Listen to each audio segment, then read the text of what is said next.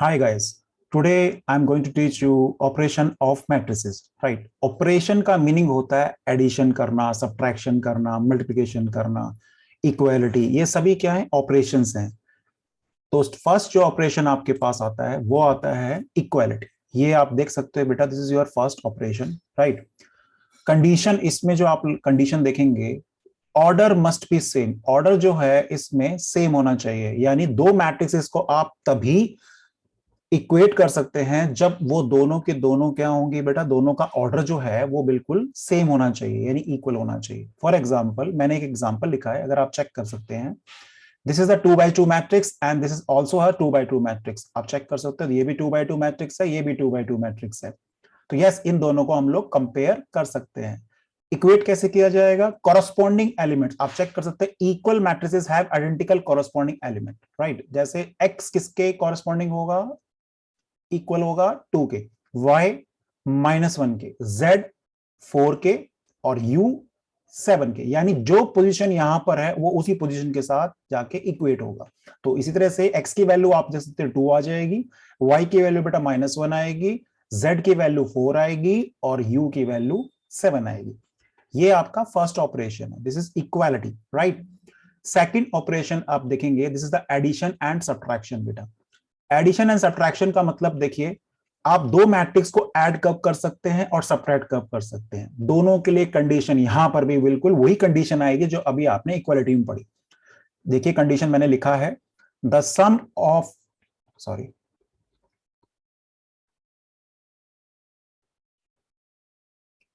या the sum of two matrices is defined only when they are same order. जिनका order क्या होगा बेटा? सेम होना चाहिए। यस, आप दो मैट्रिक्स को तभी ऐड या सब्ट्रैक्ट कर पाएंगे जब दोनों का ऑर्डर सेम होगा।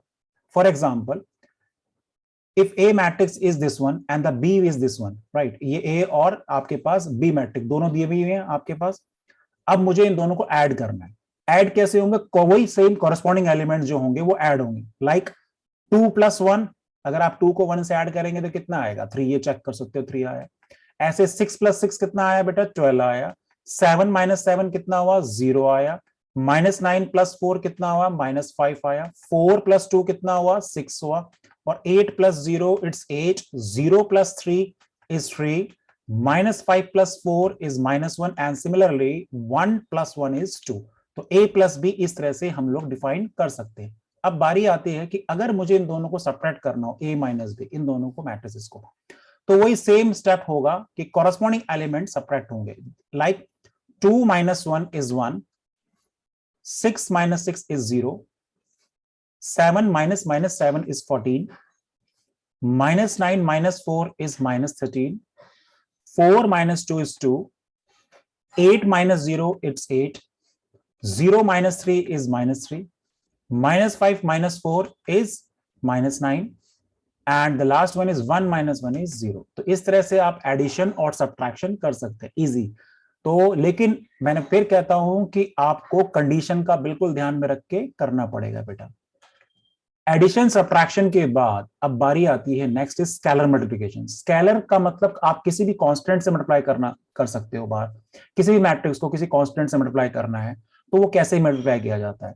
जैसे अगर मैंने बोला ये आपके पास कोई मैट्रिक्स है और आपको उसको के कोई स्केलर है उससे मल्टीप्लाई करना है, तो आप देख सकते हो ईच एलिमेंट के साथ ये मल्टीप्लाई होगा, हर एक एलिमेंट के साथ ये मल्टीप्लाई हो जाएगा। जैसे आप देख सकते हो, अगर ये मैट्रिक्स मेरे पास ये थी तो आपने देखा के ए अगर मुझे फाइंड आउट करना था तो ईच एलिमेंट के साथ मैंने इसको मल्टीप्लाई किया हुआ है, ठीक है?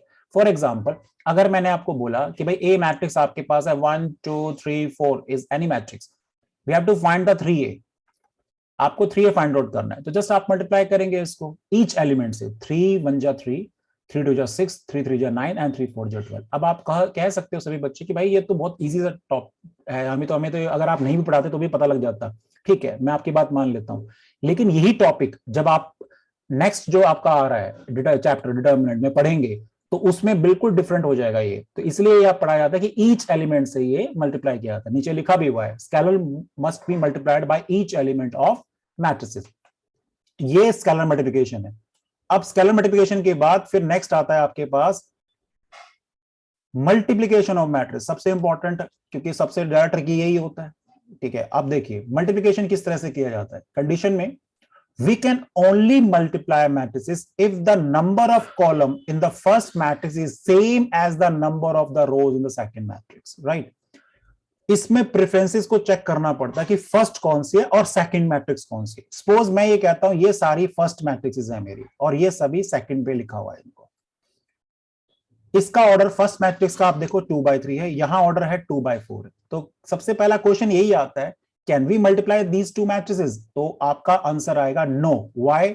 ये मल्टीप्लाई नहीं कर सकते क्योंकि क्वेश्चन में आप कंडीशन में क्लियरली लिखा हुआ था क्या कि number of column of the first matrix is same as the number of rows in the second matrix, right? तो आप चेक करो, यहां पे 3 है number of column first matrix का और यहां नंबर ऑफ रोज क्या है 2 है।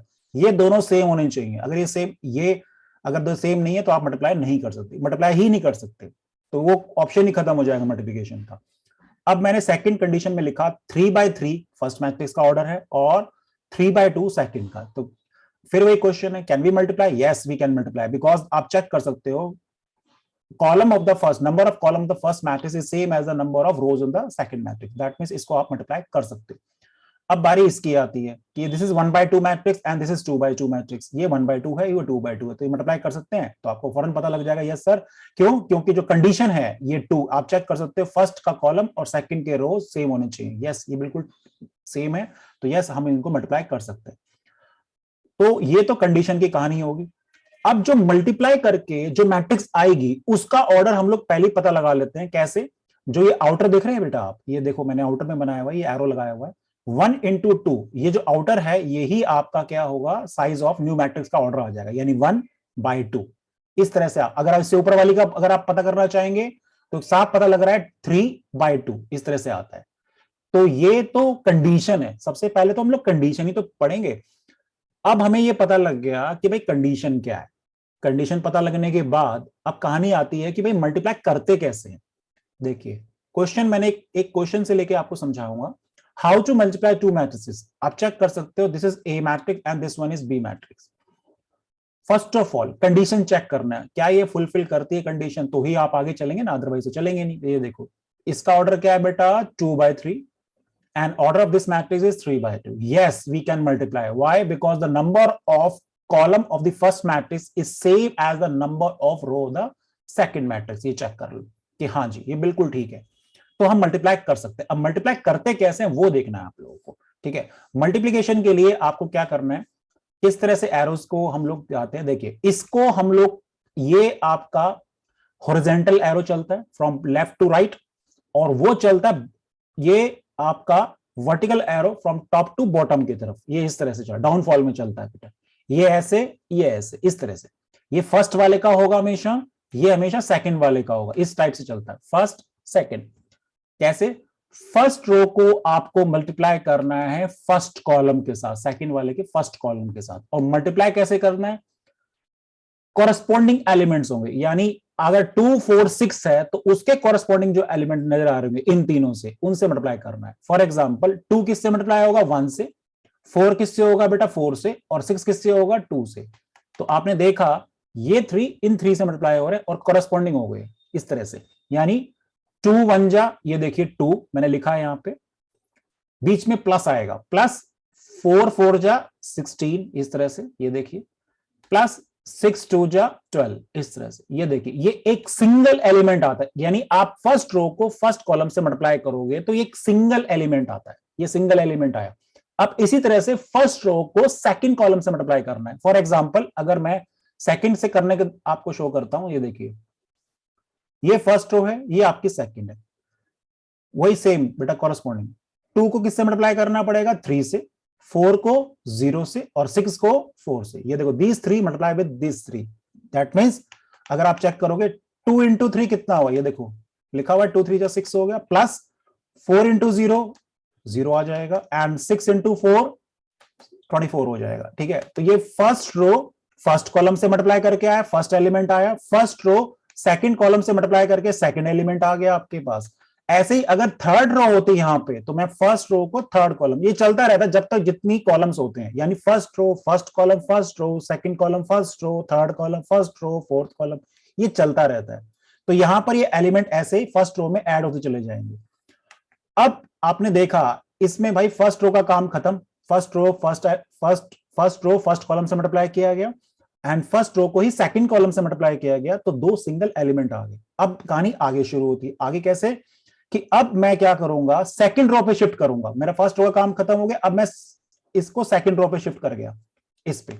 जब मैं इस पे शिफ्ट करता हूं फिर वही प्रोसेस जो अभी ऊपर किया था, यानी second row first column, second row second column, second row third column, second row fourth column, ये चलता रहता है। अगर मुझे इससे मल्टीप्लाई करना है, ठीक है, सेकंड रो को फर्स्ट कॉलम, फिर वही कॉरेस्पॉन्डिंग। फॉर एग्जांपल 1 किससे होगा, 1 से, 0 4 से और 5 2 से। तो आप चेक कर सकते हो 1 इंटू 1 1, 0 इंटू 4 0 एंड 5 2 10, राइट, इस तरह से।